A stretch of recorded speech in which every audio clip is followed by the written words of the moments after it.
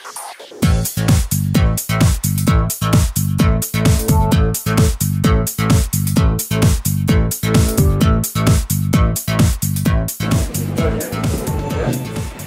já vás tady vítám, jenom abychom si řekli o sobě, máme tady, teďka máme kolegy ze Švýcarska, kteří dělají taky nějakou science show, děláme třeba Explorandy, a takže nám ji teďka ukážou.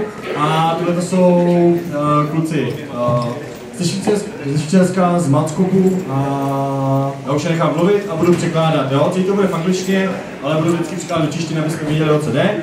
Kdyby to teďka pro vás vždycky bylo moc složitý, pak na tu další show tam pojedeme, tam to bude takový barevnější, možná zajímavější, tak když tak držte s námi, jo? Uvidíme. Nice. Go. Thank you. So, my name is Arno. I am Xavier. Okay. We will talk about math. Tak kluci se nám překvapili, je to Arno a Xavier a budu mluvit o matematice. Okay. We need all of you, like the first free row, to write the birthday. The birthday, like the name and the date in the right month. It's written also in Czech. Okay? Tak, teďka bychom potřebovali, aby se zvedli tady první 3 řady a šli sem a napsali tady vždycky svoje jméno a den, kde mají narozeniny. Jo, je to tam předepsaný, takže já bych to napsal třeba...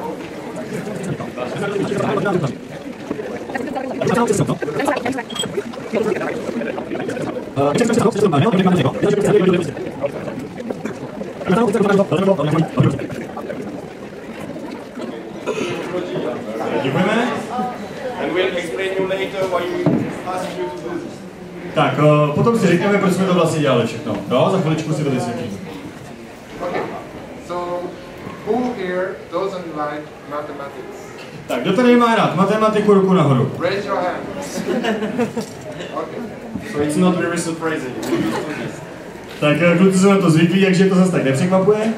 So, mathematics might be not very sexy as much as other sciences, but Jo, možná matematika není tak přitažlivá jako ostatní vědy, není tak sexy. So you won't get any big boom, big explosions, big fire shows, but we will blow your minds. takže neuvidíte žádný velký výbuchy, neuslyšíte žádný rány, ale stejně vás to odpálí úplně někam hrozně daleko. To, co vám kluci ukážou. So maths are still interesting for so many reasons. For example, they are the basis of many sciences. Tak matematika je samozřejmě základem pro spoustu ostatních věd, takže je důležitá hodně. And usually we like math because we like thinking on challenging problems and being so happy when we found the solution. Tak jsme rádi, že můžeme přemýšlet o nějakýma problémy, které nám dávají výzvu, a jsme rádi, když můžeme přicházet s řešeními na ty vlastně k těm problémům, na ty otázky. So there is a topic in mathematics which is called probabilities. Tak, jedno z odvětví, který se v matematice, který se třeba kluci taky zabývají, se jmenuje pravděpodobnosti. And for doing this topic, maybe show an experiment, we need a volunteer. A na to, aby jsme to ukázali, potřebujeme dobrovolníka teďka. Yeah.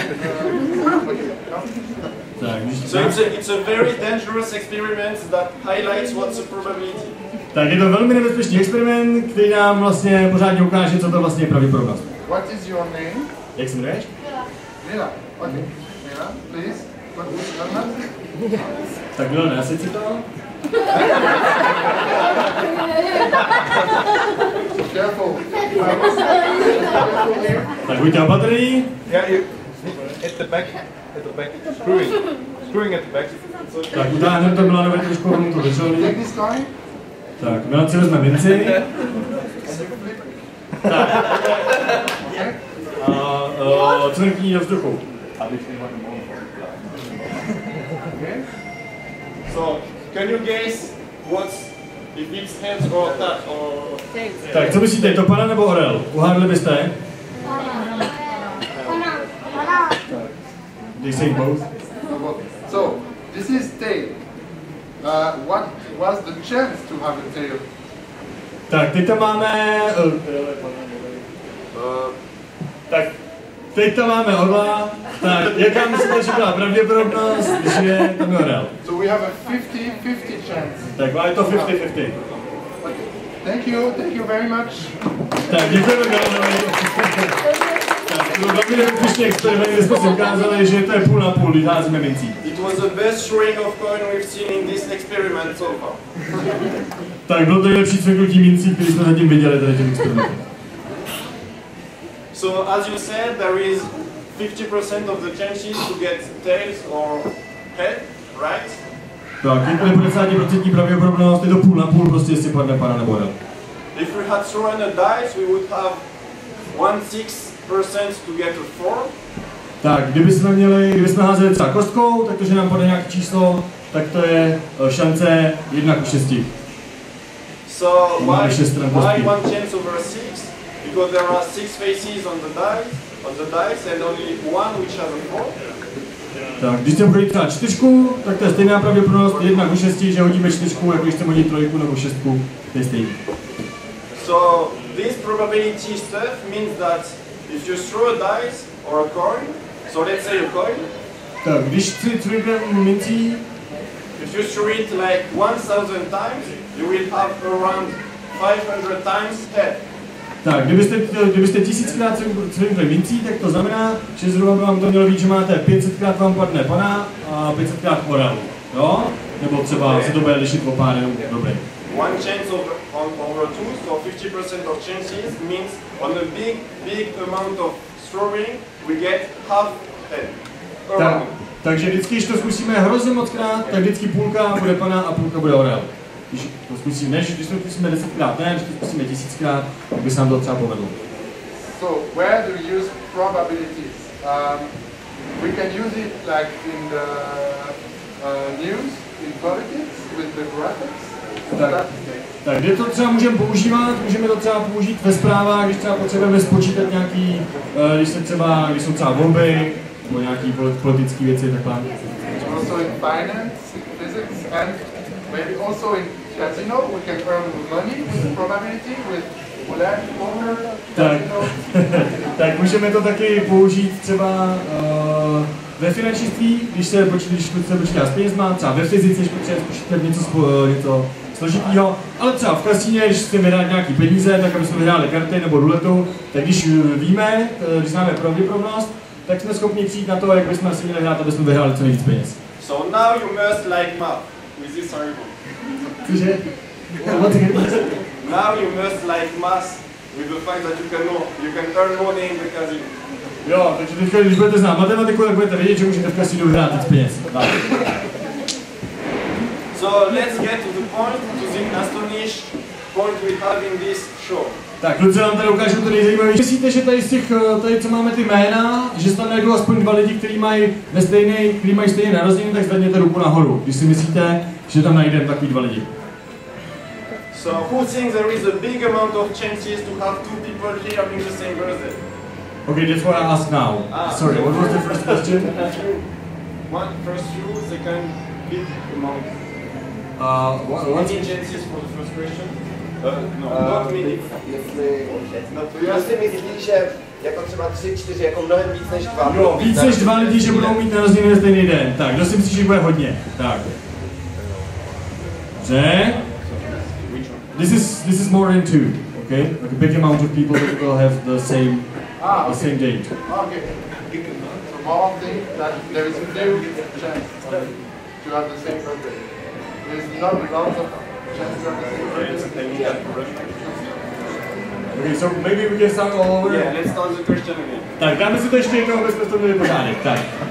So, who thinks there is few chances that 2 people here have the same birthday? Jo. Few chances. Tak, kdo si myslí, že je malá pravděpodobnost, že to je nepravděpodobný, že mají 2 lidi narozeniny ve stejný den? Tak, ruku nahoru. Kdo si myslí, že to je malá pravděpodobnost? Aha. Dobře, tak. And who thinks there are many chances? A kdo si myslí, že je velká pravděpodobnost, že budou mít lidi? So there is usually a few probabilities that so much people answer this and the second question. Tak asi kluci normálně získávají trošku jiné odpovědi, ale uvidíme, jak to dopadne. So the answer is like the coin. It's 50-50. group of 23 people. Tak, ve skupině 23 lidí je to stejně jako s tou mincí, je to 50-50, 50-50. So there are as many chances to have two people having the same birthday in a group of 23% than to get ahead when we circle. Tak, once again please. We have as many chances to have two people sharing the same birthday in a group of 23% than to get ahead when we circle. Jo, takže pravděpodobnost, že mají dva lidi narozeniny ve stejný den, ve skupině 23 lidí je úplně stejná, jakože dostaneme, jakože nám padne pana, když si hodíme mincí. So we will call Arnaud and Václav a Arnaud. who is Arnaud? Tak, Václav a Arnaud. So Arnaud, what's up? Both of you were born on the 25th of October. Tak, kluci se uvedli 25. října.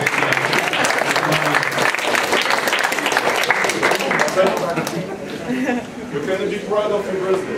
Tak můžete být hrdí na své narozeniny.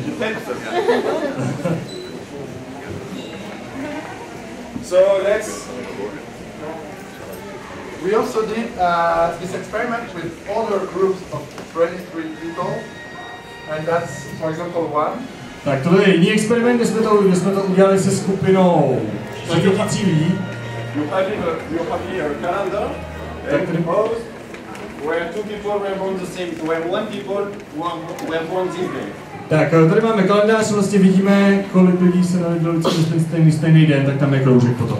And the yellow shows that two people were born on this day. Tak a tady se nám ukazuje, že se narodili dva lidi, kteří byli narození ve stejný den. And so we did it to 10 groups of 23%. Takže jsme to udělali ve více 10 skupinách po 23 lidech a zjistili jsme, že Let's count which groups had two people born in the same day. tak a podíváme se, v kolika těch skupinách byly lidi, kteří měli narozeniny ve stejný den. So 1, 2, 3, Takže ve třech, 4, 5, 6. 4, 5, 6 skupin. Jo? Takže z 10 skupin 6 tam mělo vždycky narozeniny ve stejný den. So 6 groups out of 10 satisfied yes to this question. So 6 groups on 10 out of 10 contain two people born sharing the same birthday. Takže, jak jsem říkal, vždycky v 6 skupinách 10 byli lidi, kteří měli vždycky ve stejný den narozeniny, vždycky tam byli dva. So as I said before, if you have a big amount of throwing, you get around 50% of that. Tak, jak už říkal Xavier předtím, když máme velký počet na těch skupinách, kterých to zkoušíme, tak nám to vyjde, tak je to jako když házíme mincí, jo? Here, if you ask to a big amount of group of 23%, half of them, more or less, will contain two people sharing the same birthday. Takže když bychom to udělali na obrovským, kdybychom těch 20 skupin po těch 23 lidech měli hodně, tak bychom zjistili, že je to půl na půl. Také nám to vyšlo 4 a 6 z těch 10, ale kdybychom těch skupin měli třeba 100, tak nám to třeba už vyjde 50 a 50.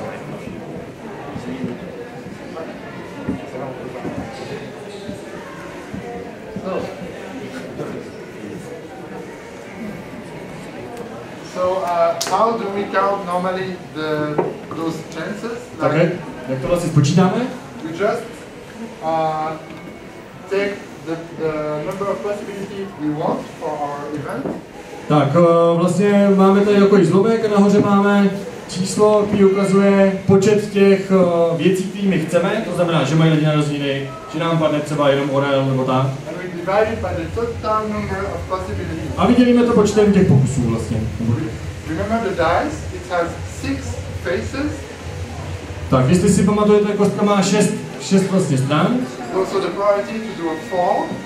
Something there is one possibility to do a 4. Tak a protože máme jenom jednu pravděpodobnost, že třeba hodíme 4 a máme 6 stran té kostky, takže máme 6 možností, takže to máme vlastně 1/6 a pravděpodobnost. Just, okay. So in mathematics we do like funny equations with the numbers and multiplications, and then we can arrive we can do some graphs. Tak a když to všechno vypočítáme, tak pak můžeme udělat nějaký graf, který nám vlastně popisuje, jak to potom vypadá. Že to zakreslíme nějak, aby jsme to viděli, aby jsme to nemuseli vždycky počítat. No. So it's just, have you ever seen graphs? Huh?